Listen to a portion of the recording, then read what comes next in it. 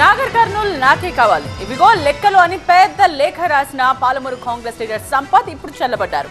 వ్యతిరేకించిన నేతకే పుష్పగుచ్చాలు ఇచ్చారు. అంతేకాదు ఈ ఎపిసోడ్ తర్వాత తెర మీదకి వచ్చిన సంపత్ తన సామాజిక వర్గ అగ్రనేతకే షాక్ ఇచ్చారు. పాలమూరు కాంగ్రెస్ నేతలు ఒక్కటయ్యారు. 2 రోజుల క్రితం మల్లు రవికి ముల్లులా గుచ్చుకున్న సంపత్ ఇప్పుడు పుష్పగుచ్చాన్నిచ్చి ఆలింగనం చేసుకోవడం షాకింగే. మల్లు రవి ఫెయిల్యూర్స్ ని అధిష్టానానికి ఏకరువు పెట్టిన సంపత్ కులం పరంగా కూడా వీక్ అంటూ లేఖలో ఘాటు లెక్కలు చూపించారు. మల్లు రవికి టికెట్ ఇవ్వద్దని ఎమర్జెన్సీగా న్యాయం కావాలంటూ సోనియా మేడం కి లెటర్ రాయడం సంచలనం రేపింది. సీన్ కట్ చేస్తే 24 గంటలు కూడా తిరగకముందే మల్లు రవిని కలిసి కంగ్రాట్స్ సార్ అంటూ బొకే ఇవ్వడం ఆయనకే చెల్లింది. మల్లు రవికి టికెట్ రాగానే కౌగిలింతలు, కృతజ్ఞతలు, శుభాకాంక్షలు చెప్తూ కనిపించారు సంపత్. నాగర్ కర్నూల్లో మాలల జనాభా తక్కువ, ఆయనకు ఓట్లు పడవు, నా సామాజిక వర్గం ఓట్లు ఎక్కువ కాబట్టి నాకే టికెట్ కావాలి అంటూ లేఖ రాయడం దానికి అధిష్టానం స్పందించకపోగా మల్లు రవికి టికెట్ కన్ఫర్మ్ చేసింది. దీంతో సంపత్ చల్లబడ్డారో లేక పోరాటం చాలనుకున్నారో తెలియదు కానీ మల్లు రవికి స్నేహస్థాన్ని అందించారు. అంతేకాదు ఎంఆర్పీఎస్ అధ్యక్షుడు తన సామాజిక వర్గానికి చెందిన నేత మందకృష్ణ మాదిగతో కయ్యానికి దిగారు. మాదిగలకు కాంగ్రెస్ అన్యాయం చేసిందని మందకృష్ణ చేసిన కామెంట్స్ ను తిప్పికొట్టారు సంపత్. అసలు ఎస్సీలను, అందులోనూ మాదిగల్ని అణచివేసిందే బీజేపీ అని ఆరోపించారు. మేము గౌరవ నరేంద్ర మోడీ గారి ద్వారానే మా వర్గీకరణ లక్ష్యం నెరవేరుతుందనే ఒక విశ్వాసంతో ఉన్నాం.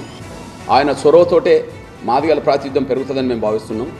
ఎగ్జాంపుల్, ఇప్పుడు 3లో లోక్సభ సీట్లలో 3లో 2 మాలలకే కాంగ్రెస్ ఇచ్చింది.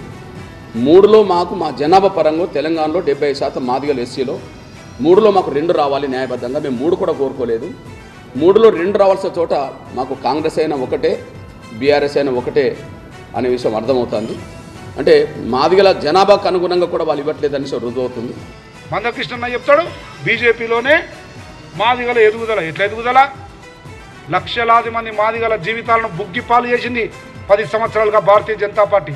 భారతీయ జనతా పార్టీ అంటేనే మనవాద పార్టీ, దళిత వ్యతిరేక పార్టీ, దళితులను అసహించుకునే పార్టీ, దళితులను గడప బయట పెట్టే పార్టీ.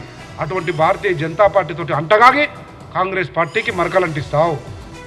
నీకు, నీ జాతికి ఈరోజు ఈ స్థాయిలో గౌరవం, మర్యాద, స్థానం దొరికిందంటే కాంగ్రెస్ పార్టీ నుంచి దొరికింది. దళితుల్ని అసహించుకునే బీజేపీతో అంటకాగి కాంగ్రెస్ ను విమర్శించడం దారుణమంటున్నారు సంపత్ కుమార్. మాదిగలకు సామాజిక న్యాయం రేవంత్ తోనే సాధ్యమంటూ సీఎం ను వెనకేసుకొచ్చారు.